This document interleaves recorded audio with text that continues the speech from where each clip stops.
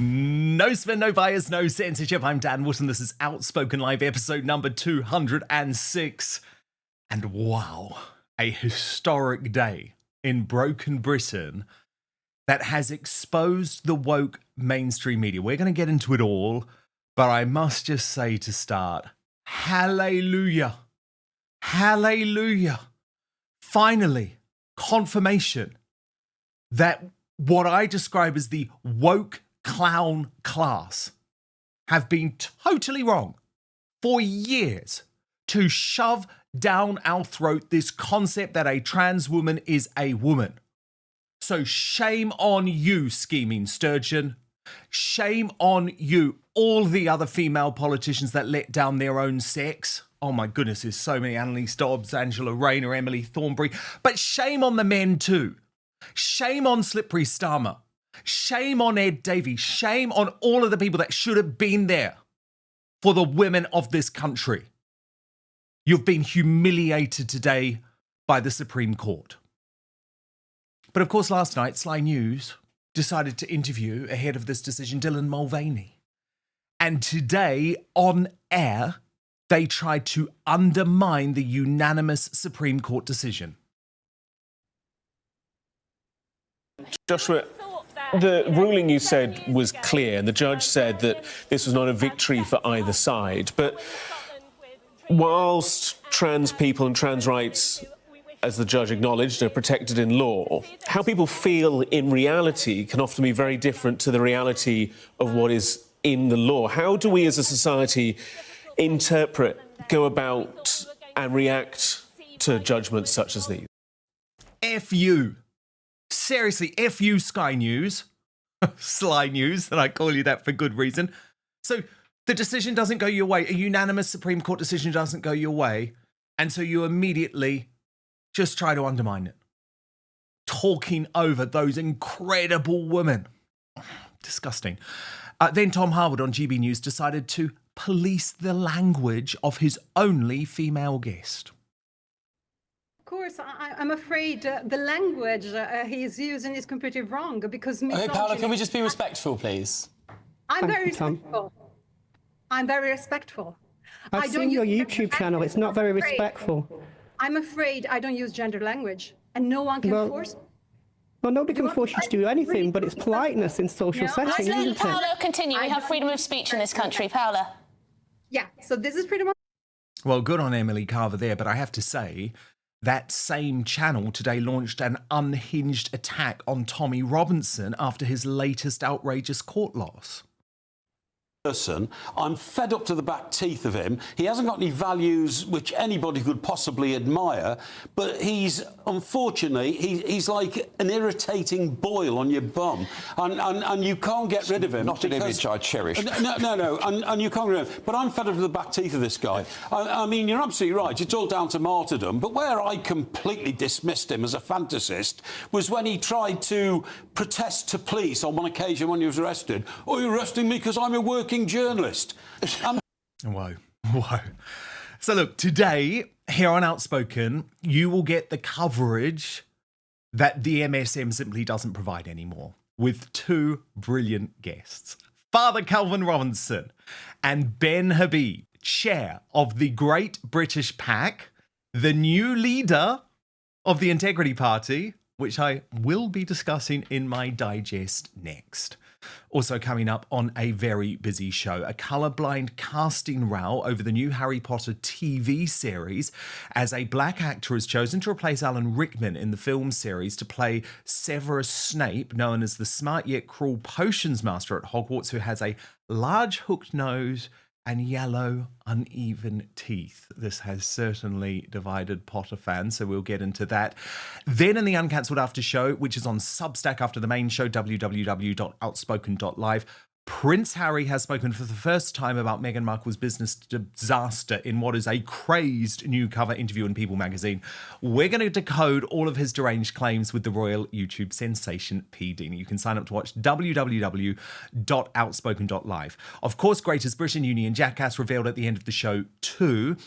Your Union Jackass nominees today: Connor Gillies, the Sly News Scottish correspondent, nominated by Muriel MBE because of his nastiness towards biological women. Dr. Scholler, nominated by Dr. Wolf because she's a grifter. And John Sweeney, the Scottish First Minister, nominated by It's Only Me 44 for approving a 20k pay rise for ministers. So we will bring you the results at the end of the show, but actually it's all in your hands. Just get voting right now on the YouTube live chat. Leave me your comments too. I will read out the best of them or the worst of them. Have a go at me if you want at the end of the show. So lots of reason to stick around. But now, let's go.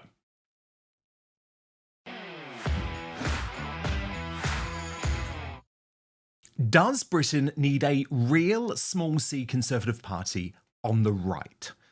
Despite an impressive performance in recent months by Robert Jenrick, a future Tory leader, that party's 14 years of failure in government makes it hard for many of us to even consider going back right now. But then Reform UK, a party I proudly voted for, as I became the first commentator to predict Nigel Farage will lead a populist revolution to become Prime Minister in 2024 back last year, well, it now appears to be claiming that it is not a party on the right at all. Now, many Reform supporters are actually furious with me for even raising this incongruity, with Farage being described as a far-right racist and a pound-shot Donald Trump, as you just saw there on the front page of The Guardian, by the lunatics at the National Education Union. They're describing him as that, just as he moves away from key policies like mass deportations, concerns about demography, and NHS reform. For me, the message that Nigel and Reform need to take on is to hell with the MSM. To hell with the Westminster establishment, to hell with the British deep state. They are never going to accept us, as the National Education Union today proves. But instead, the Reform approach appears to be to present itself as the new Tories, a big tent party that sits on neither the left nor the right to appeal to the red wall. So after their latest election broadcast last night, Rob Esk posted, Nigel Farage confirms Reform are a centrist party going after the centre-left and centre-right vote. I think this is a smart play if you're going from a protest party to a party in government. What about you? That's what Rob Esk asked. And look, I fully appreciate. Maybe it's smart. Like maybe there's polling that shows this is in some way smart. But I'm going to be honest with you and level with you, even though Reform supporters don't want to hear this. It's not what I believe is needed to save the UK. I actually went and watched the party political broadcast, by the way, and it is what Farage did seem to say. Watch. Great harm. We are a patriotic party. We don't care whether you're centre-left or centre-right. If you believe this country needs a big shake-up, use those local elections on May the 1st. Vote for Reform. Let's take over some of these councils and we'll show you in government what we can do. Although I was very relieved to see overnight that Farage at least hasn't backed away from electoral reform. This was in an interview, by the way. With this, have you seen this guy? He's the real woke bloke at woke ITV with the woke mullet. Watch. Are in a position where you might actually be able to get into number 10 sometime in the next few years. Do you still want rid of first past the post? I don't think the electoral system really works. I think there are three things really. One, first past the post needs looking at. Two, I do think the public should have the right to call referendums on big subjects. If you know, you might get an issue where Parliament's in a very different place in the country. So I do think an element of direct democracy needs to come in. And three, the House of Lords, don't make me laugh, stuffed full of party apparatchiks and party donors. That needs a massive wholesale change. So yes, I'm for electoral reform. Okay, so that's good. That is good for me. Love the idea of direct democracy, actually. But after the disaster with the Tories, just want to be totally clear with you that I can't vote for another centrist party. That said, I hear this clear message from Farages like Matt Goodwin, like Alex Phillips, like Gwaine Towler, like Aaron Banks, who say there is only one game in town. And there's just no chance of a new movement emerging before 2029. But that isn't going to stop Ben Habib. the former Reform deputy leader, who was brutally dispatched by Nigel Farage after the last election, and has confirmed this week that he is taking control of the Integrity Party to launch a new Conservative political vehicle. Now, Howard Cox, great guy, he's actually here with Alex Phillips tomorrow. He has immediately joined. But Rupert Lowe is keeping his options open, although he has ruled out a return to reform, which he intends to sue. Watch. Well, I always said you can't win anything with bad people, and I'm afraid to say that the people I sat with in Parliament, the way they behave towards me is not how you should behave. So towards no fellow party return to members, let reform. alone a fellow MP. No return to reform, you're saying, even No, if you're told by the police. I couldn't return to reform unless there was a complete change of leadership and a complete change of structure and a proper plan to deliver for the British people. And Rupert said today that Farage should actually be well over this 25% ceiling that he appears to have hit in national polling. And he pointed to three key issues. Let me go through them very quickly, but they are interesting. He said, one, a total and brutal lack of any substance. Daily slick videos and social media graphics look professional, but it's all just vacuous nonsense. None of it means anything. Fancy music and imaginative camera angles. So what? Who cares? Honestly, reform will fix it. How? Second issue he pointed to was backtracking on important issues like mass deportation. He says it's not something that Nigel wants to talk about. He says he's terrified of being labelled a racist by the Westminster media. Rupert says, my view, who cares? Honestly, the British people want it. Give it to them. And then he says the third issue is Farage himself. Farage won votes in Great Yarmouth, but he cost a lot too, particularly with his comments on Putin. The party was polling well before Farage returned, and we ended up on 14% nationally after the campaign. After decades of uncontrolled mass immigration decimating our country from all angles, the ground could not be more48% 25% should be the floor, not the ceiling. So look, I decided to run two polls over the past 48 hours, because I started on Substack. Actually, my Substack audience are amazing. www.outspoken.live. Please do sign up. Have a real direct connection with me. So these are maybe the most hardcore Outspoken supporters. And I asked, which party are you most likely to support? And you'll see there I gave the options Conservative, Reform, UKIP, and then I said specifically Ben Habib's Integrity Party. Now, when put that way, you'll see Conservative 7, UKIP 4, Reform UK 38, Ben Habib's Integrity Party 52. I did think about it though, and I thought, well, maybe that might not be totally fair given that I hadn't named the other leaders in that poll. So then I went on YouTube today, where obviously we have a much bigger audience and we've already had well over 10,000 results, 10,000 votes, and the results flipped. Although I would argue these results are still very, very hopeful for a party that hasn't even officially launched. So you'll see there, Kemi Badenoch. So what I did is I listed every leader so that it was fair. I put a picture up and the leader with their party. And you'll see in fourth position, Kemi Badenoch's Conservatives with 5%. In third position, Nick Tanconi's UKIP with 7%. In the runner-up position, Ben Habib's Integrity Party with 30%, and topping that poll, Nigel Farage's Reform UK with 58%. I would argue, though, 30% for a party that hasn't even officially launched is a pretty good damn start. Although I understand there is criticism about this new party, specifically from Alex Phillips and Lawrence Fox, so I'm delighted to say Ben Habib, new leader of the Integrity Party, joins us now on the Superstar panel alongside Father Calvin Robinson.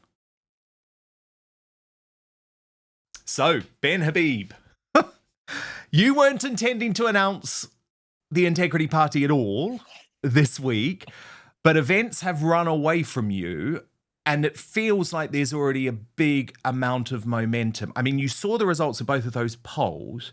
Even if you take the YouTube result, to go from a standing start to 30%, it's pretty damn incredible, isn't it? Oh, can I just say a couple of things on that, Dan, if I may? The first is I'm not leader of Integrity Party. We haven't chosen a leader yet. And one of the reasons I don't want to talk too much about Integrity Party is because it is a very early stage. we intend to rename the party. Lawyers are drawing up the constitution, and a leader has yet to be camera. And a leader has yet to be appointed. When we get to that stage, then I can talk, non-stop, about integrity to your heart's delight. But I think one of the reasons that Integrity Party, myself, as I was named alongside it, has done so well in your poll is more to do with the fact that people have now seen through Nigel Farage and what he is, which you so brilliantly set out actually in your opening remarks to this programme, where you described Nigel as moving colloquially, I would say, from what is the right, which I see the right really is an inappropriate description, but moving away from a pro-British agenda, pro-sovereign, proud, independent, prosperous United Kingdom, making policies for the UK and its people, moving from that position actually to something where he was even on the record saying the other day that he admired Keir Starmer. And he would put Charlie Mullins, a Remainer, forward as a candidate, and removed his his adversity to illegal migration by saying that not all illegal migrants would be deported, and so on and so forth. So we've seen Nigel Farage move from a pro-British position to actually a much more nuanced, as you rightly pointed out, a kind of hodgepodge of the Liberal Democrats, Labour, and the Conservative Party. And I wouldn't mind him particularly moving economically to the left. One can make that argument, but sort of a Marine Le Pen. Yeah, absolutely. But constitutionally and culturally, there is no room for any movement to the so-called left, because what this country desperately needs is a constitutional revival and a restoration, you might say, and its culture to be also restored. And Nigel Farage is weakening his position on these two fundamental positions. That's the first problem that Farage has. The second problem Farage has is that he is a narcissist. And I'm in no doubt in my mind that the reason Rupert Lowe was set aside was because he was doing so well for the party. Rupert is a team player. He is not someone who goes out and seeks his ego being massaged. But Nigel Farage's ego is extremely prickly, as it is with most narcissists. So the writing was on the wall for Rupert Lowe when he started doing so well, and Elon Musk pointed out that he'd make a better leader than Nigel Farage would at Reform UK. So there are two things happening with Farage. He's being revealed for the political expedient he is, that he doesn't actually have a political philosophical framework on which to hang his politics. And he's a prickly narcissist. And the other thing that is a consequence of particularly the latter of those two vices that he has is that he hasn't created a proper party. Everyone says to me, Nigel Farage is reform is Nigel Farage. And I agree. That's what it is. That's what it has become. Okay, but what about people who say... Yeah. Ben, what about people who say, I'm just looking in our live chat at the moment, so Nigel Parkett taking a comment, who's very disappointed, he's got a sad face, and he says, let's just divide the vote and allow Labour back in. So it's not about dividing the vote. First of all, you need to ask yourself what is it that you're dividing? And I would say a vote taken away from Reform UK as it pivots away from the United Kingdom, away from the kind of rescue that our constitution and culture requires. A vote away from that party is a vote well taken away. So I don't see it. I didn't see it splitting the Conservative vote in the last general election because the Conservatives had so fundamentally lost their way. I absolutely refute any argument that somehow Farage offers a solution when he's so demonstrably heading away from where we need him to be. That's the first thing. But the second thing is we're a long, long way from 2029. The key thing that we must now first establish on the political landscape is, what do we want our next government to do? I don't want it doing what Farage is indicating he's going to do. I don't want it. Well, I don't really know where Kemi Badenoch is. She's really kept her cards very close to her chest. But what I do know is that certainly Rupert Lowe and myself stand unequivocally for a restoration of our constitution and our culture, that we stand unequivocally for a proud, independent, sovereign United Kingdom of Great Britain and Northern Ireland, something else that Farage has turned his back on. He doesn't care about Northern Ireland. He is on the record saying he sees a united Ireland as inevitable. And if you can't even define the democratic unit of the United Kingdom, the unit for which you are standing, the democracy which you want to protect and promote, if you can't define that, if he can't recognize that Northern Ireland is a fundamental part of that democratic unit, he's lost. And that's why I think you've seen the polling result, because people are desperate for a restoration of our country. There are two specific criticisms that I just want to put to you, Ben, because they're both out there in the public domain. Sure. The first is in regards to Tommy Robinson, and Lawrence Fox, the Reclaim leader, posted on X, "I really admire Ben Habib as a human being. He is a man of integrity, dedication, and commitment to the betterment of the United Kingdom. I can also understand why he wants to start a new political party, given how unbelievably dire Reform UK are. Nowadays, I apply the Tommy Robinson test to everyone, especially if they want something. The test is very simple. Will you include Tommy in the party? I asked Ben Habib this on the phone 10 days ago. The answer was no. The last thing we need is Reform Mark II. The original version is bad enough. We need a big tent where everyone is welcome." So is that true, that you've ruled out Tommy Robinson being part of the party? Is Lawrence correctly representing your conversation? So just to say, I love Lawrence every bit as much as he loves me. We're good friends. But I don't think he's quite conveyed what I said to him. He asked me whether I would have Tommy Robinson in the hierarchy of the party. And I wouldn't. I see no need for it, and I don't think Tommy Robinson wants to be in the hierarchy of the party. However, every single British citizen, every single individual in the United Kingdom of Great Britain and Northern Ireland that's on the electoral register will be free to join as members of our party. No one will be tossed out as a member of the party simply because they might hold views with which one or two of the members of the leadership. So Tommy Robinson disagree. would be welcome as a member, absolutely. As a member, okay. No, there will be no prohibition on anyone joining our party. Anyone can join. Even a Corbynista can join if they want to, and I would have more. What about running? What about? I mean, look, he says he doesn't want to, but what about if he wanted to run? In Clacton, for example, Ben Habib. So the difference between which I have heard people genuinely discuss, by the way, this idea of Tommy Robinson running against Nigel. So the stark difference, which will be revealed between the party for which I represent, which I'm not leader, as I say, the Constitution will make it very plain that we have checks and balances and processes in place, which will naturally bring forward candidates, naturally bring forward policies, and there will be a collaborative and consensual basis on which all these things are established. That is in stark contrast to Reform.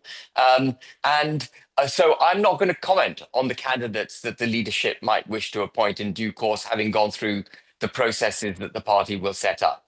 And, the processes will bring forward the candidates that will stand. And I also just wanted to put to you what Alex Phillips said, colleague of yours, former Brexit Party MEP, alongside you. And she thinks this is a big mistake, Ben. She wrote, "So Ben Habib has decided he can establish, grow, and run a new political party. Let's see how that goes, shall we? And after all his slurs against Nigel, he is the sole director. Ironically, it's also named the Integrity Party. I didn't see much grace and integrity in his bitter diatribes on X that showed an absurd lack of self-awareness. It took Nigel Farage and a dedicated team decades of hard work and sacrifice to gain a political foothold. Ben is about to find out what realpolitik looks like. Enjoy splashing in the beginner's pool with all the other other funnies. How many are there now? Heritage, Reclaim, UKIP 2.0. The other one I can't even remember the name of. Setting up an alternative right-wing party is the new businessman's weekend hobby. They should stick to golf or tinkering with old cars. Ben, your response. Well, I love playing golf. I'm not as good as I should be. My handicap should be a lot lower. I think if I practiced, I'd be a lot better. But I mean, if she thinks that it's such a forlorn and pointless exercise, she should not worry about us. Move on, Alex. Calvin Robinson, what do you make of the Integrity Party? I think it's a wonderful idea. I think if Nigel Farage can't find room for people on the right of British politics within his party, they should start their own party, absolutely. I would have liked Ben Habib to have joined UKIP, which is already established, and with Ben's expertise, it could have helped the party and the right of British politics, but I understand he wants to go his own way, and I fully support him in that. I think it's sad to see Alex Phillips attempting to gatekeep the right of British politics, and she's clearly downing a vast amount of Farage Kool-Aid and actually highlighting the problem with reform in that it's all about Nigel Farage.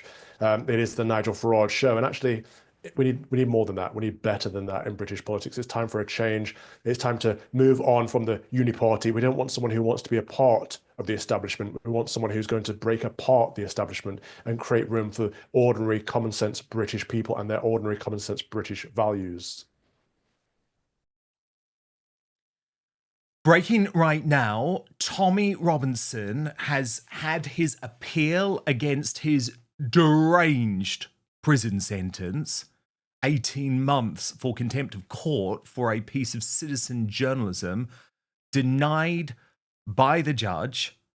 And of course, the mainstream media, especially GB News, which usually decides that they're going to ignore everything concerning Tommy Robinson, is all over this one, because when the news is bad for Tommy, when Tommy's free speech is taken away, when there's lawfare against Tommy Robinson, that's when they decide to cover him. Watch. We've got some other breaking news to bring you. We told you that the political activist Tommy Robinson was appealing against his appeal for early release from prison on the grounds he was sent to prison for 18 months on contempt of court. He has lost his appeal this morning. We have just heard he'd been putting this case to the Court of Appeal. Of course, he challenged that sentence for contempt of court on compassionate grounds. He was claiming that prison segregation is making it hard for him to regulate his emotions.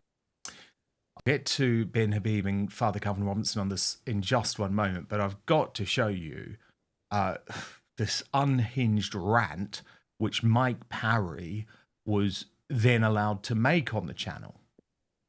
Because people at home may not quite understand the context of this.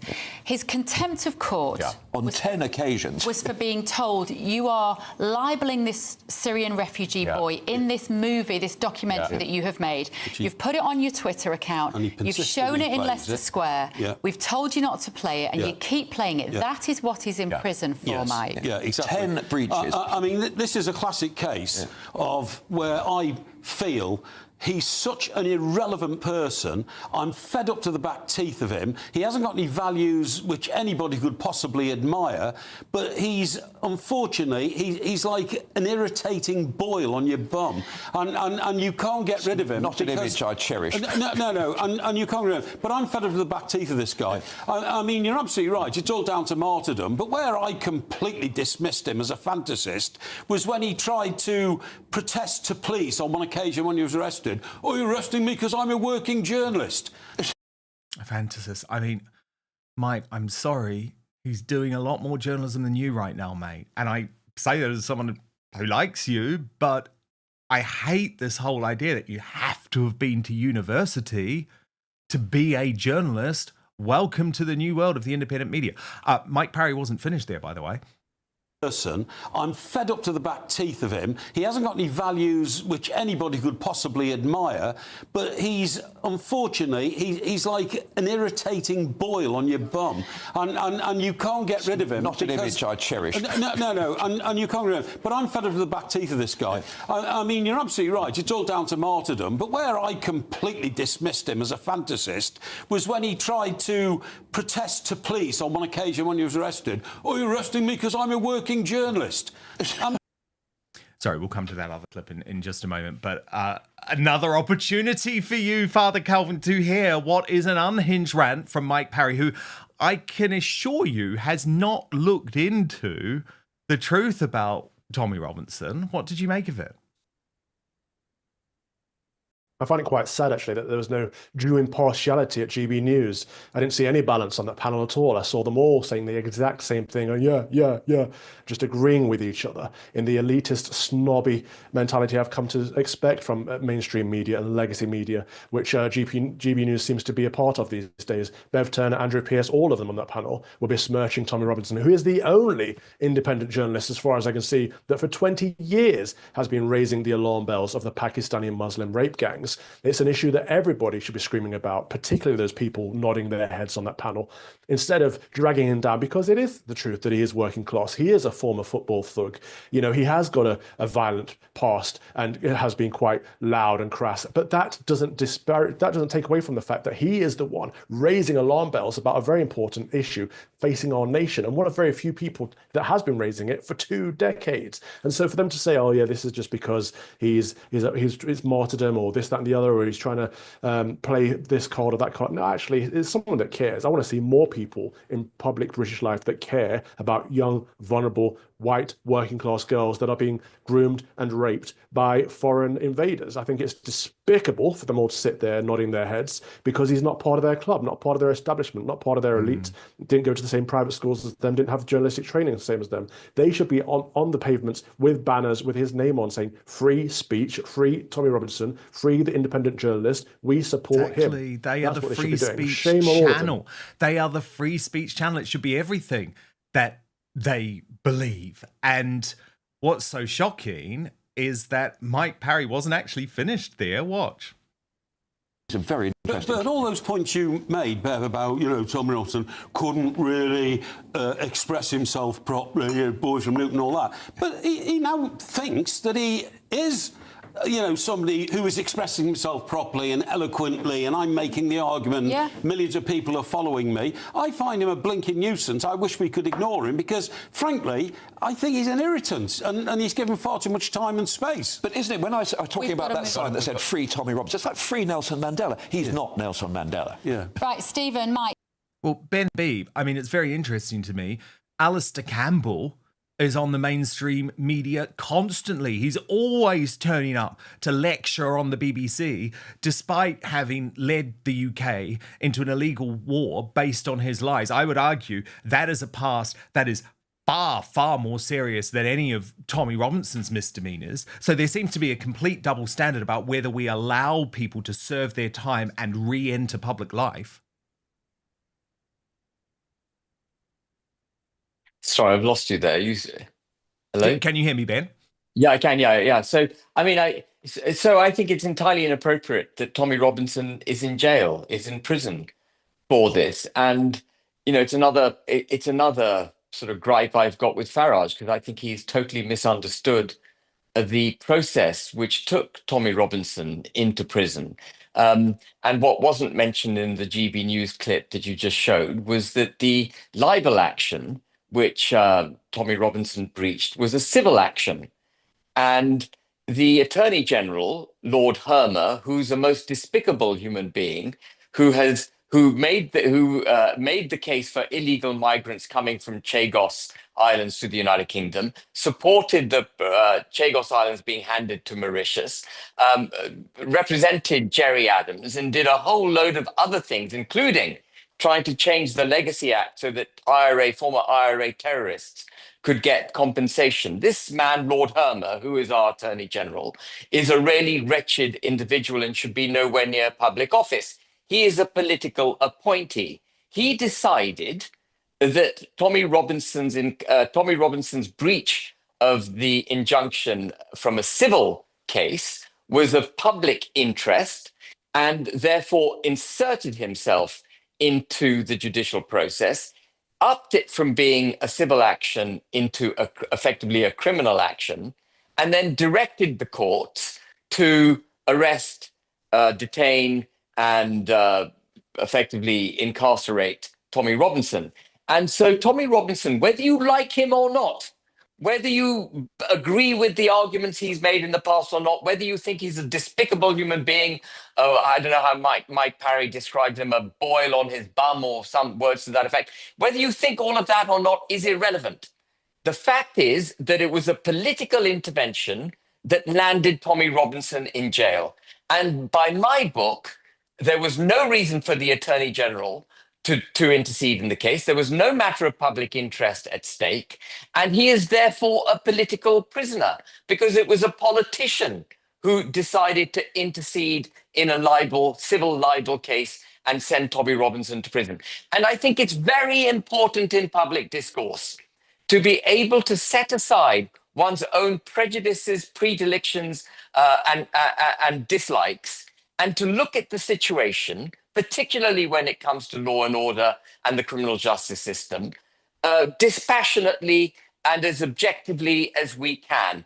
And I'm afraid Tommy Robinson being in prison is evidence of a two-tier criminal justice system. We've seen so much evidence of it. So many people across the political spectrum recognize that two-tier justice system to exist, and yet they are not prepared to identify how it operates when it comes to putting white British citizens in prison. And we've seen the same blind eye turned towards white British citizens and the two-tier justice system being used against them in the aftermath of the Southport killings, when the protesters, people who'd simply tweeted stuff that was, inflammatory, disgusting, perhaps, but they were rounded up. They were accused of being far right by the Prime Minister. He himself politically interceded in our two-tier justice system, directed the police to arrest all these protesters,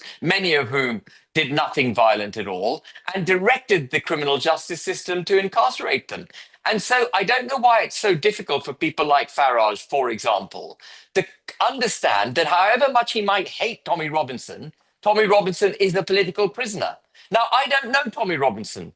I'm not going to apologize for Tommy Robinson's past, and I'm not going to cheerlead for Tommy Robinson. But I'm absolutely certain he should not be in prison. Indeed. And look, as you point out, this two-tier justice is outrageous. And actually, there's a huge amount of evidence now of the governor of HMP Woodhill lying as part of the judicial process. I covered this court case a couple of weeks ago, but we've got an update on it overnight from Team Tommy Robinson, which I just want to take you through. So they say that HMP Woodhill Governor Nicola Marfleet told Mr. Justice Chamberlain Tommy has 3 hours out of his cell as part of his regime to use the exercise yard, gym, shower and laundries facilities. In addition, he is offered 2 hours 4 times a week for social visits. She also told Judge Chamberlain he has an additional 2.75 hours out of his cell on 3 days per week, in addition to his usual 3 hours per day to work, which is supposed to be painting and decorating, and that he has access to a telephone to make calls to friends and family during scheduled call times, which amount in total to 4 hours a day. That is what Tommy is supposedly getting as civil prisoner privileges. He is not. We can confirm Tommy had no phone privileges on Tuesday, Saturday or Sunday last week. Tommy had no regime at all yesterday or today. They have stopped it. Why have they stopped it? They have stopped it because his regime was allowed in the separation centre, which is now occupied by jihadists who were separated from each other at HMP Franklin in Durham after Hashim Abidi, the brother of Manchester arena bomber, attacked prison guards with boiling hot oil and stabbed them. Now that some of these prisoners from the HMP Franklin jihad gang have been moved into the separation centre, Tommy doesn't get a regime. This frustration plays on Tommy's mind because Nicola Marfleet has managed to get the courts to state his comfy imprisonment as a matter of fact when it's just not true. No regime, no phone calls, constant denials of visitation, a cleaning job not painting and decorating, and a DVD player given to him a week or so before the judicial review is just misrepresentations and lies that need to be addressed. And what's interesting is Robert Jenrick, the shadow Justice Secretary for the Tory party, even though he's not specifically referring to Tommy's case, he is, thank God, bringing a spotlight on the fact that Islamist gangs now control many of our prison wings. And he's saying that indeed that this is down to the ECHR. So I'll get your reaction, Father Calvin, but first just have a look at what Robert Jenrick has said about this. After the brutal attack at the weekend by an Islamist terrorist on 3 prison officers at HMP Frankland, we've got to ensure that governors step up, take back control of their prisons and contain dangerous people. One of the issues are our human rights laws. The European Convention on Human Rights is preventing governors from putting dangerous people in close supervision centres, in separation centres, in the places they need to be, to stop them harming prison officers and to stop them spreading dangerous Islamist ideology that will radicalise other prisoners.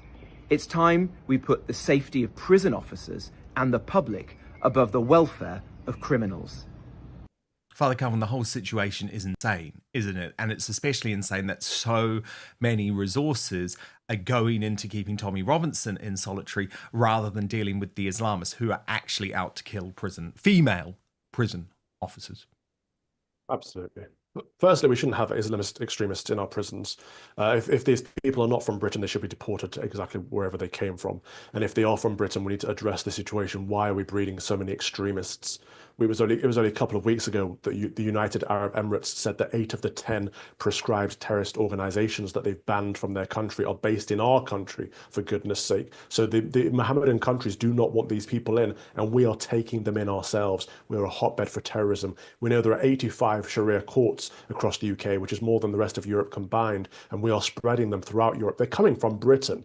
Islamist extremism is coming from our country, for goodness sake. But the other side of this issue is of course, the political persecution. And for Tommy Robinson to have been in solitary confinement, in isolation, essentially, for 4 months already is despicable. That is inhumane. It goes against the European Court of Human Rights, but nobody cares when it's someone on the right. It's the two-tiered system that we were talking about. And I think what Ben Habib just said is exactly what I wanted to hear from Nigel Farage, along the lines of don't need to like him personally, don't need to like his past, don't need to cheerlead for him, but he is a political prisoner and I believe in free speech and he should not be where he is right now. I do support Tommy Robinson. I will cheerlead for him. And I do think it's outrageous that he has not only been imprisoned and is going to be there for 18 months, but has spent 4 of those months so far isolated from the rest of the population. And if the problem is Islamist extremism, sort that problem out as well. It's absolutely stunning to me that British people are being locked up and they cannot spend time in a general population because there's too much Islamist extremism going on in our prisons. Send them home. I mean, Ben Habib, it is extraordinary, isn't it? It's extraordinary. And again, it's just one of these subjects that's just been ignored by the establishment, the mainstream media for years. You know, Islam extremists are running Britain's prisons. That is nuts. Yeah, so can I just say, digress completely for a second? I just want to thank Calvin for his very kind words earlier about me in the programme. I meant to say it earlier and I haven't said it, but Calvin, thank you very much. And it's a pleasure to be on with you. I haven't seen you for ages.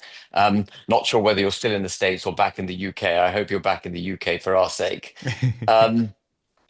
But we have adopted a form of Islam. There are lots of different kinds of Islam. And at the heart of Islam is a particularly challenging problem, which is that the Quran is the word of God dictated by the angel Gabriel to the Prophet Muhammad. So it is the word of God, it's perfect.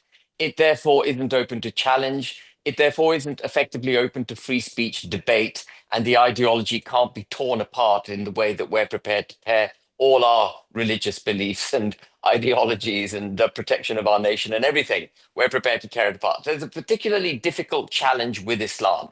And fundamentalists through history, and particularly now, what I would call the kind of Saudi, originated in Saudi, the Wahhabi, the purest fundamentalist form of Muslims, will not deviate from these from the words of the Quran. And they believe that the Quran is not just a religion. It doesn't just set out a religion. It sets out, and the hadith and everything that follows set out, a political system, a judicial system, etc., etc. And in this country, in the pursuit of what we think of being welcoming to the entire world and promoting other cultures, multiculturalism protected by diversity, equity, and inclusion, promoting all these cultures, what we've done, and Calvin touched on it, is somehow taken into our bosom the most fundamentalist forms of Islam. And fundamentalism is only a hop and a skip away from extremism and terrorism. Fundamentalism is where you go when you're on that journey. And the fact that we've now got parliamentarians who are calling for blasphemy laws to be introduced, that we've got a description of Islamophobia put forward by the Labour Party, which effectively would shut down any form of debate about Islam. The fact that we have got DEI being practiced in not just places of employment, but in prisons, in armed forces, in the police, in our criminal justice system more broadly, is giving cover to this most fundamental and potentially dangerous form of Islam that we have taken into our bosom. And unless and until we wake up to that, unless we wake up to the threat that we have actually created ourselves, we've created this threat. There are lots of lunatics in the world, but we've actually brought them to our shores and we have protected them and encouraged them to go on the way they're going. And unless we wake up to that threat, and unless we rediscover, and this is what I touched on earlier about the importance of our constitution and our culture, unless we can have a more, this isn't quite the right word, but I'm going to say it, unless we can have a more muscular form of British culture, a culture which is proud of itself and prepared to go forward and require others, entirely naturally when they come to this country to adhere by our cultural norms, by our Christian norms, even if they aren't Christian themselves. Unless we develop that preparedness, we are going to see this island extinguished in the way that we remember it, certainly when I was a child. Hallelujah. Hallelujah. Common sense prevailed, science prevailed, biology prevailed, and the decision by the UK Supreme Court today to be very, very clear about the fact that trans women are not women shames so much of British society, so much of what I describe as the woke clown class, who go around calling Dylan Mulvaney a she, and who give time of day to this incredibly insane person, India Willoughby, who posted quite recently, "I am a trans woman who's now cis. My transition is over. Reached my destination. I am who I am, as the song goes." India Willoughby, let me be very clear. You can dress however you want. You can refer to yourself however you want. But in the name of the law, you are not a woman. And that might be hard for you to swallow, but unfortunately, your extremism over the past few years, your attacks on good women like J.K. Rowling over the past few years has set your movement back decades, because we are calling you out for the extremist you are. Now, after this incredible ruling today, I had to take in the mainstream media, and I was disgusted. Sly News was a particularly terrible offender. I want to show you this moment where we begin with their Scottish reporter Conor Gillies trying to say that this ruling is very complicated. No, it's not complicated, mate. It's abundantly clear. Biological women are women. End of story. Trans women are not. There's nothing complicated about it. But then what happens is quite awe-inspiring. We'll get reaction, by the way, from Ben Habib and Father Calvin Robinson imminently. But first, watch this. This is hugely complicated. In the last few seconds, I've just received a statement from a leading trans activist, a leading trans person here in Scotland, Ellie Gormasol.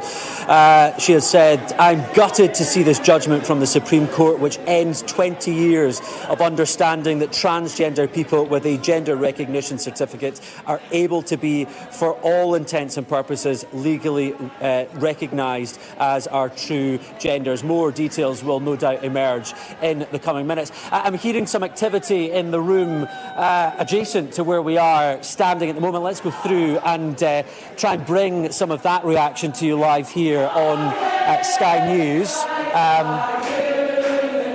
These campaigners packing out the corridors here in central Edinburgh. Let's go and get a flavour of the situation. We'll just come in here, we'll navigate cameraman Douglas to see exactly what is happening.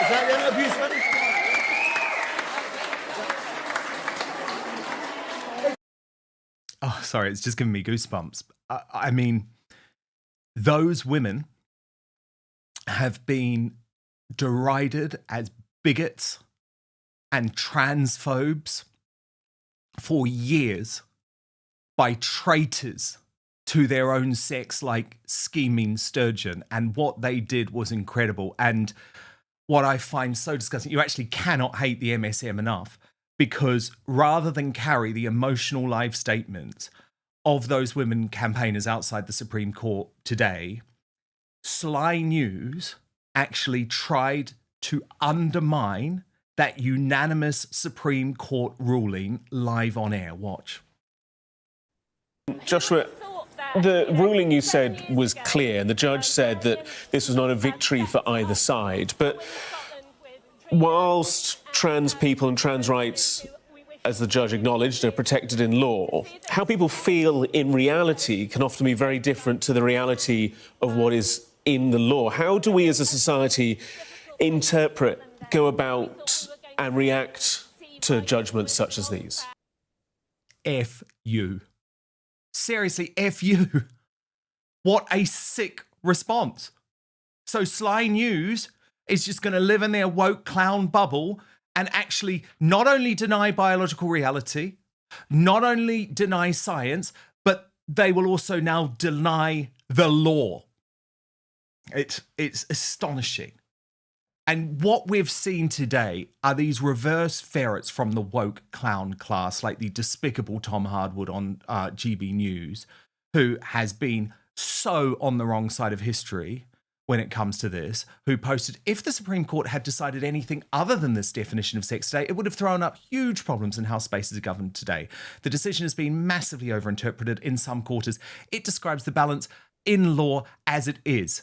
Well, F you too, Tom Harwood, because let me tell you, this decision meant so much because Scotland was going down this insane path. Women's single-sex spaces were not going to be protected. And what was so astonishing is that Hardwood was not even prepared to give women, biological women, their moment today.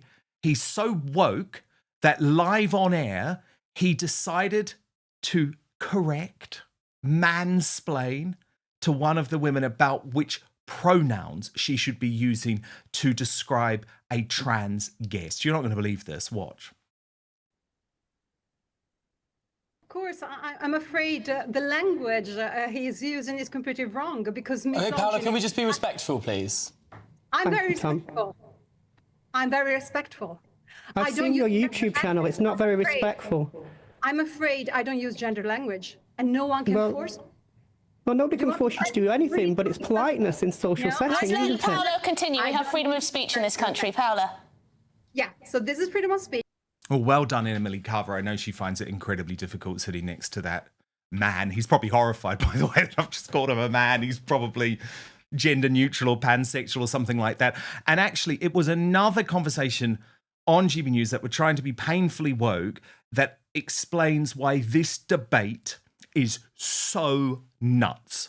So nuts. Can you give me an example of a service that you might use now that might be now closed off to you? Breast screening. So, do you have... Men can get breast screening as well, though, because men can get breast cancer. But the whole language around it is very feminine coded. The invites out there, when I go for breast screening, it's a very feminine orientated place. There's people now going to say, hang on a minute, you can't come in here. I think you should get the healthcare you need, Joanne, but you don't have to pretend to be a woman to get breast screening if you have risk of breast cancer. Men do not have breasts. We might have moobs, okay, but we have chests. I've got pecs. You've got pecs. I wish I did, Ben Habib. I wish I did. But, oh my God. Sorry, you can see my frustration, my emotion. I mean, Ben Habib, come in here. What do you make of this madness? So we talked about the way we've allowed fundamentalist and extremist Islam to be welcomed, promoted, celebrated, protected, and so on in our country. And it's the same form of liberalism that has effectively put a protective blanket around this trans ideology. And it is an ideology rather than a biological or it's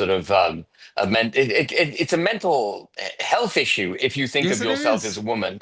But the protection of of trans rights is an ideology that's driven by the same agenda that has welcomed extremist forms of Islam, etc., into our bosom. And funny, I should use the word bosom. And it has its foundations in a good place. The foundations come from the form of liberal democracy that we used to practice, decades ago, when liberalism, which is the promotion and protection of individual rights, was in a kind of balance with democracy, which is the protection and promotion of the majority's rights. And it's done many good things, liberalism. It emancipated women. And I'm going to come back to that. Emancipated women, gave them the right to work, put them on an equal footing with men, etc., etc. And it gave gays the right to be gay, which is an entirely legitimate right that they should have. Yes, but gay liberalism... men have never asked people to deny biological reality, never asked Absolutely. people to deny science, never asked people to change the beautiful English language. Absolutely. And then liberalism went mad. And then liberalism went to the point where you can be whatever you want to be. And it's actually it's partly because liberalism's gone mad, by the way, that democracy has been set aside. And when you champion liberalism to the point that we have, when you promote ideologies as absurd as a man identifying as a woman and actually saying to them, well, in that case, you can be a woman. The only way you can make that work, Dan, and you've touched on it, is by shutting down free speech. Because it's so patently an absurd proposition that the only way you can make it stick is by telling the majority who see it for what it is as an absurdity, that you can't actually say what you wish to say. Which is why Paula, in the clip that you showed from GB News, was so absolutely right to stick to her guns and say, I will use the language I believe to be sensible. And because the way they undermine the debate is by hijacking the language, shutting you down, shutting down the majority, hence the expression silent majority, and championing liberalism to the point of extreme madness. Well, indeed. And the thing about the whole pronoun debate is that if we hadn't have had extremists like India Willoughby or like Leah, who wanted to swim against females, in America, if we hadn't have had people like that, maybe we would have been okay to keep going on with this sort of courtesy or, whatever it was, as Tom Hardwood said, be respectful.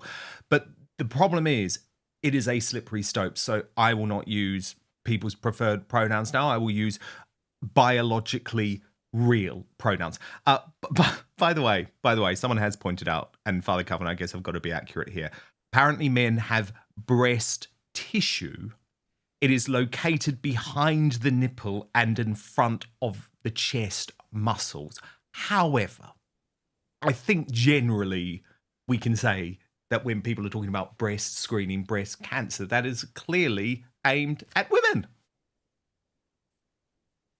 We can say that because it's common sense. The vast majority of people who suffer from breast cancer are women. It's a biological thing.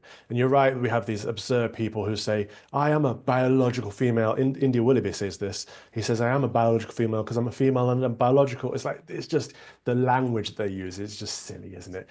It's nice to see the law recognize just normal scientific truths that women are adult human females. Men are adult human males. This is something we've always known because we got it from the scriptures that God made them male, God made them female. In his image, he made them. This is just common sense Christian values that we've always known in this country.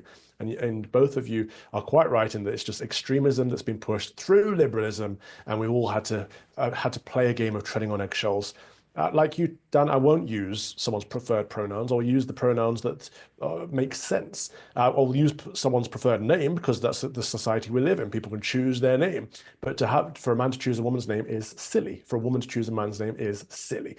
And I won't go as far as you in saying, people can dress however they want. I think it's absurd and abhorrent for a man to dress as a woman. I don't think it's appropriate. I think it should be frowned upon. I think there should be a social stigma. I don't want to see a man in a dress. What about a sarong? David Beckham was rightly pilloried for that. It was silly. We all thought it was dark. See, I don't give a damn what people want to wear. Fashion has always been stupid, hasn't it? But I do understand the point you're making. It leads to this, though. This is the problem. That's the thing. We're on this slippery slope. People like Tom Harwood who walk around in crop top.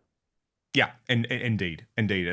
Now, I also just want to talk about the political dimension of this, because we cannot ignore, Ben Habib, the fact that our leaders, our Labour politicians, were signing up to this madness for a long time. And I just want to read you some examples. There are many I could have picked. But look at this. Slippery Starmer. The phrase only women have a cervix is something that shouldn't be said. It is not right. Emily Thornberry. It is factually inaccurate to say only women have cervixes. Alex Sobel MP, when he was asked, do you agree that there should be sex-segregated facilities for women in hospitals, schools, refuges and prisons? His answer, one word, no.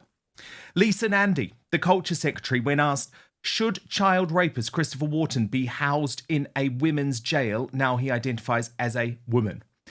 Lisa Nandy replies, I think trans women are women and they should be accommodated in a prison of their choosing. Nadia Whitcomb, Labour MP. The Labour Party should educate those who are ignorant rather than ideological. And if they don't respond to education, unrepentant transphobes should be expelled. And the Foreign Secretary, David Lammy, those who want to deny males access to women's spaces are dinosaurs who want to hoard rights. So our political class, Ben Habib, have been desperately irresponsible on this issue. Completely irresponsible. And, as Calvin said, it's an extreme form, as I said, we both said, it's an extreme form of liberalism, which in its purest form has to shut down debate because the propositions are so absurd. The only way you can carry them is by shutting down debate. And when you shut down debate and you hijack the English language, you effectively set aside democracy and you end up in a state of play where your rights as a majority are disapplied. And that's where we are in the United Kingdom. Everyone says there's a threat to democracy from the far right. I'm not really aware of that many far right people in this country. And I don't see the threat coming from the right. I see the threat to our democracy very firmly coming and indeed delivered. It's not just a threat. The dangers that they pose have in many respects manifested themselves, damaging deeply our democracy through domestic legislation which shuts down free speech, prohibits you from debating, and will soon, I'm sure, reintroduce blasphemy laws if Keir Starmer gets his ways. And in other ways. So, for example, we often hear it said, I'm digressing, but it's absolutely on the point, that we can't do this, that, and the other in this country because it breaches international law, or where we're members of the UN or members of this, that, and the other body which prohibit us from doing it. Or in the case of Shabana Mahmood, who wanted to rightly challenge, I don't know whether she really truly wished to, but wanted to challenge the Sentencing Council on making allowances for ethnic minorities. And instead of passing a law in Parliament. They have a 170-seat majority, 75-seat majority. She could have passed a law like that and abolished the Sentencing Council. She wrote a meek letter to them, appealing to them to please allow her to ignore their advice, their suggestions.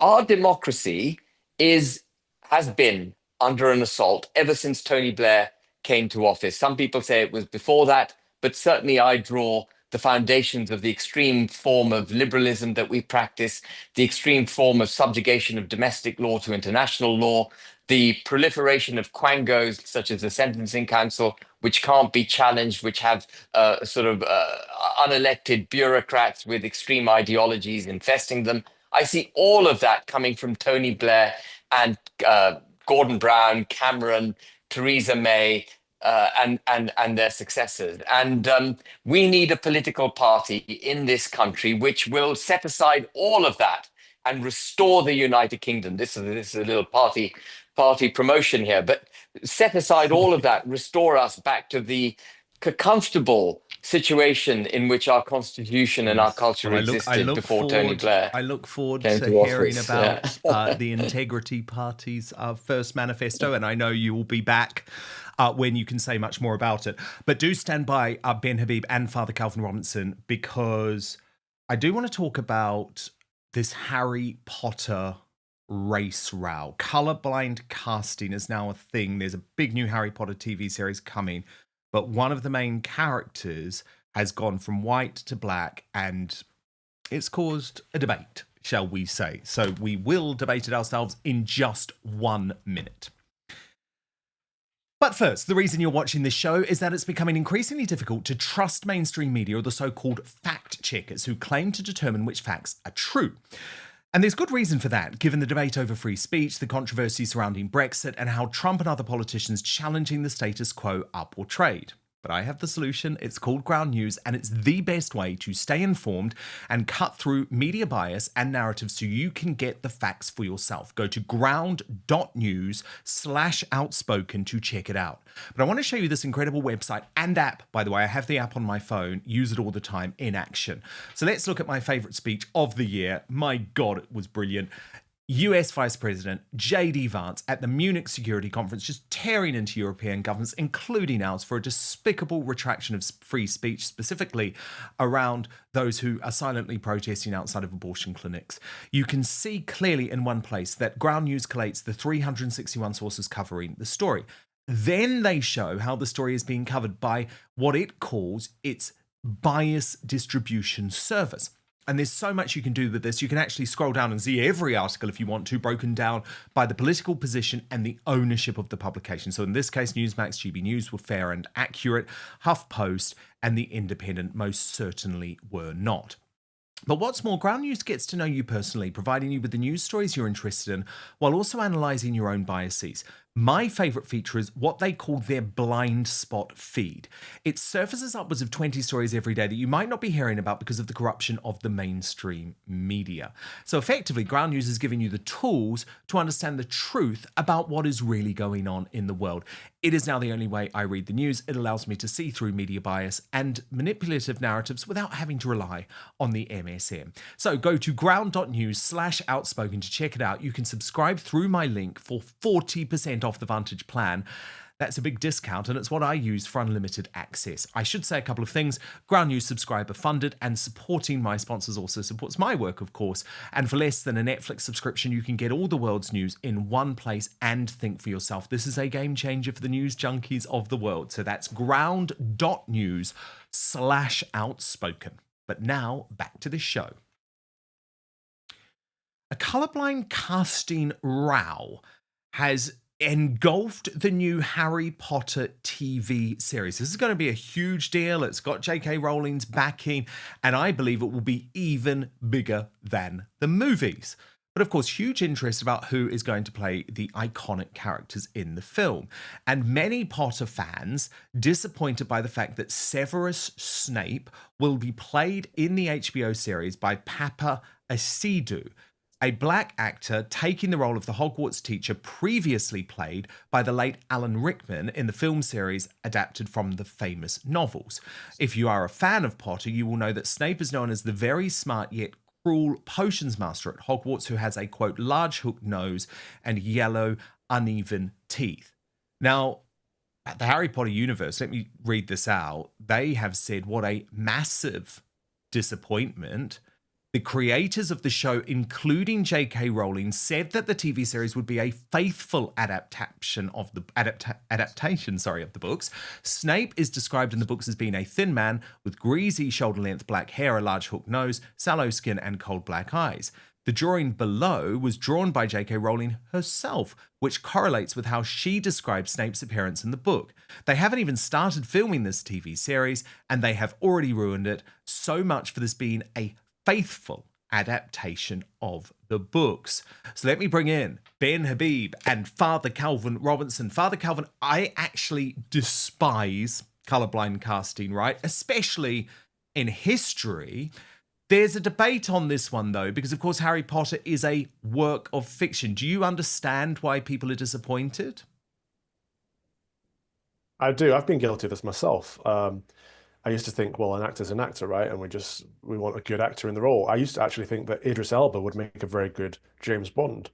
However, I can see that this isn't just about actors being actors and being colorblind. This is about an agenda. This is the woke agenda of replacement. We see this on every single Netflix series, that the lead character, if they're white, they have to be replaced with someone who's black. It's an overrepresentation. It's a mischaracterization of our society. It's a pushing of multiculturalism and multi-ethnicity into people's faces. And I find that problematic. So I don't actually think it's about colorblind casting. I think it's about pushing the woke agenda. This is what people are sick and tired of. You know, I unsubscribed from Netflix months, if not years ago at this point.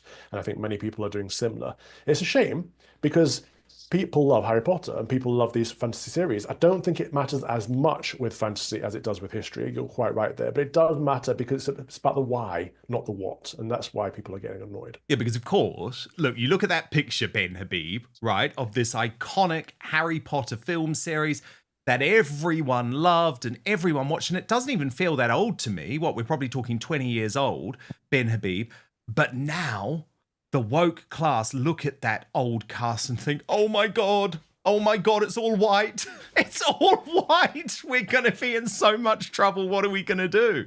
And of course, the irony here is that it's J.K. Rowling behind this, who for a long time was cancelled by Hollywood because of her views on what it is to be a woman, confirmed by the UK Supreme Court. So what do you make of this change in the ethnicity of Snape's? I think it's Snape. Snape.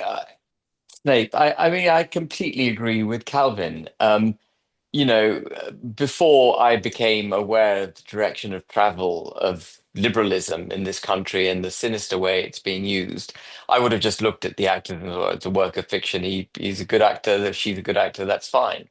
But the minute you wake up to what's actually going on and the subliminal messaging and the promotion of the ideology that's subliminally taking place, you realize actually it's not good. And I'm sure J.K. Rowling is awake to what's going on because it's the same prejudices, it's the same woke that has so damaged women's rights that is promoting this kind of nonsense in the casting of fictional characters. And as Calvin, rightly pointed out, in a more kind of more serious way when they replace historical figures with, inappropriate ethnicities, effectively hijacking history, rewriting history for the benefit of minorities and making sure that they feel comfortable, as sort of another form of extreme wokeism. So I don't think it's good. I think the actor whose name escapes me now that played Snape, he sadly died. I thought he was a brilliant Alan Rickman, actor. yeah.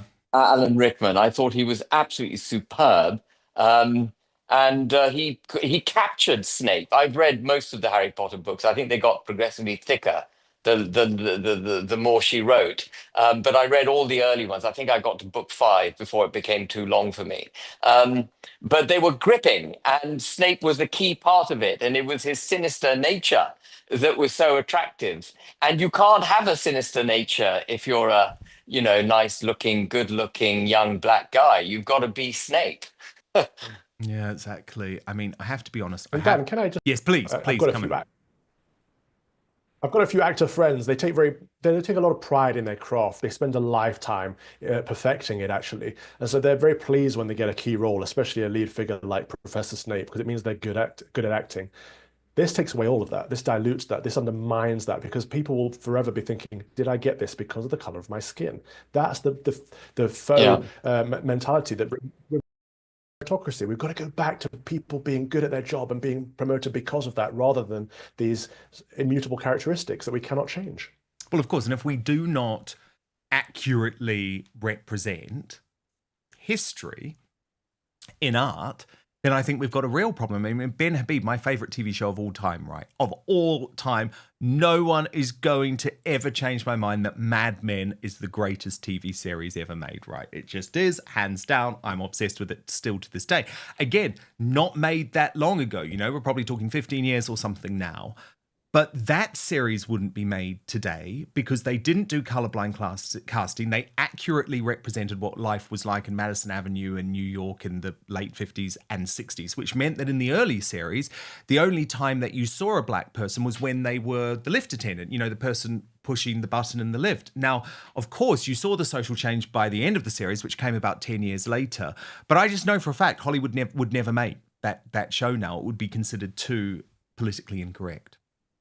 Absolutely. And I think the way they treated their women would be unacceptable as well. I mean,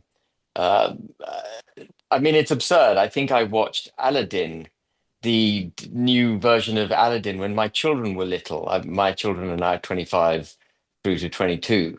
But I watched the Aladdin film with Will Smith, if you might recall it, 2010 or something, when they were little. And it came on the other day, and there was a warning about how it, included things that we might find offensive. This was an animated film with Will Smith playing the genie, and I just couldn't get my head around it. I mean, it's just we're going mad, and without wishing to come back to a subject we've already discussed. When a country needs a Supreme Court to define what is bleedingly obvious, we know we've got a real problem.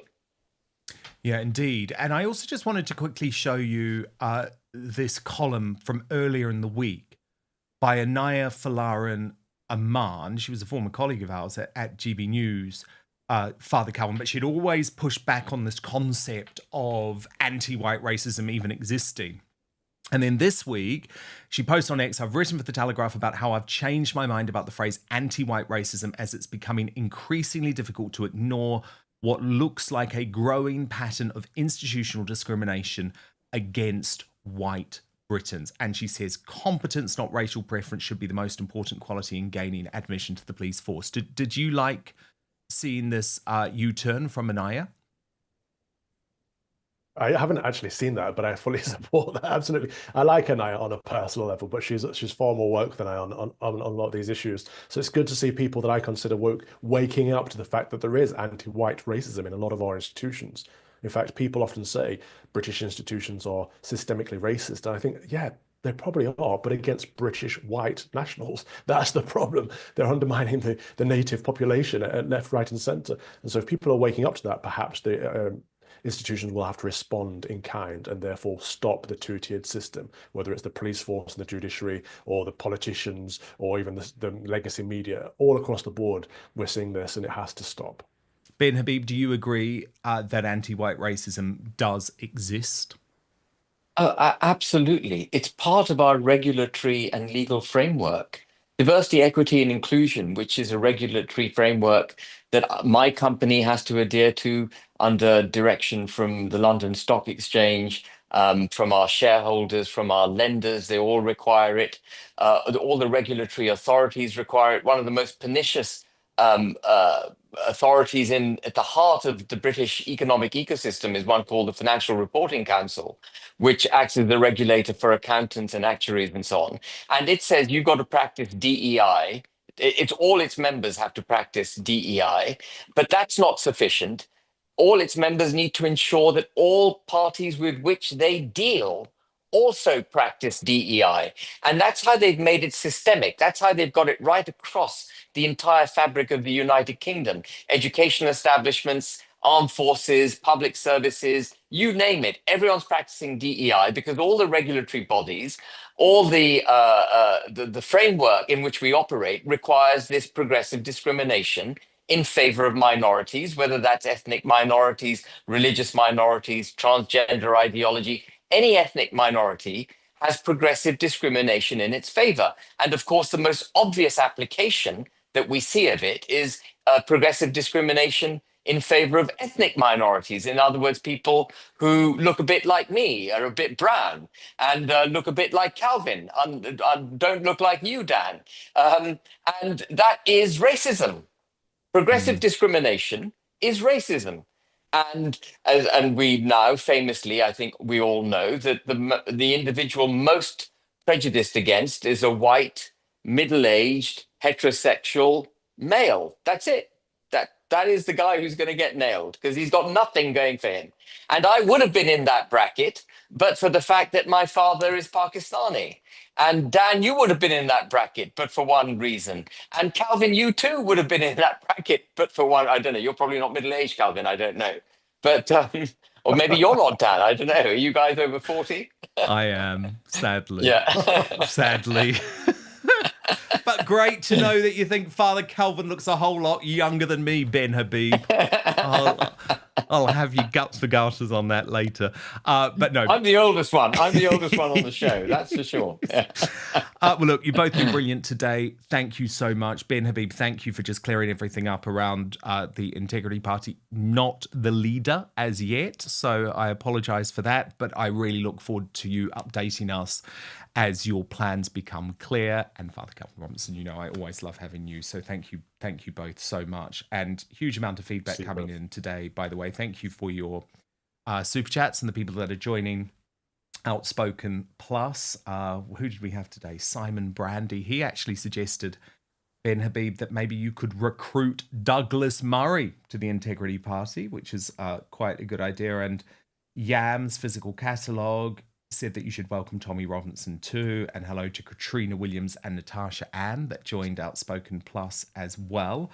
More comments from you. Timo UK said Reform built its foundation off the back of patriots very quickly. We can do the same again with another party. But Madison Hampton disagrees. Madison says, Ben Habib, you have said narcissist about Nigel Farage so many times already. Let us see you and Rupert Lowe prosper with your Integrity Party. It's 4 years to go to a general election in the UK. Actually, so they sort of did agree there. Okay, Union Jackass time now. Big nominations today from you. Conor Gillies, the Sky News Scottish, or Sly News, that's what I call them, Scottish correspondent, nominated by Muriel MBE for their nastiness towards biological women. I showed you that at the top of the show. Dr. Scholler, nominated by Dr. Wilf for being a grifter who's playing the race card. And It's Only Me 44, nominated John Swinney for approving a £20,000 rise for ministers. Okay, the results are in. 21% of you chose Conor Gillies. 33% of you went for John Swinney. But today's Union Jackass, Dr. Scholler. And there could only be one group of greatest Britons today. Congratulations to 4 Women Scotland who stood firm and fought for women's rights, also nominated by Muriel MBE. And in fact, let me just get what J.K. Rowling had to say about this. She posted, it took 3 extraordinary, tenacious Scottish women with an army behind them to get this case heard by the Supreme Court, and in winning, they've protected the rights of women and girls across the UK. 4 Women Scott, I'm so proud to know you. And 4 Women Scotland replied to J.K. Rowling saying, thank you for everything. And in later posts, J.K. Rowling confirmed that she had donated money to this group. Now, coming up in the Uncancelled After Show, we move to Substack, www.outspoken.live. Big one today because Prince Harry has spoken for the first time about Meghan Markle's business disaster in an unhinged new cover interview in People magazine. What we're going to do is decode his deranged claims with the royal YouTube sensation P. Dina. www.outspoken.live is where you can sign up to watch. But we are back tomorrow, 5 p.m. UK time, midday Eastern, 9 a.m. Pacific. Hit subscribe if you're watching on YouTube or Rumble. And most importantly, as ever, I promise to keep fighting for you.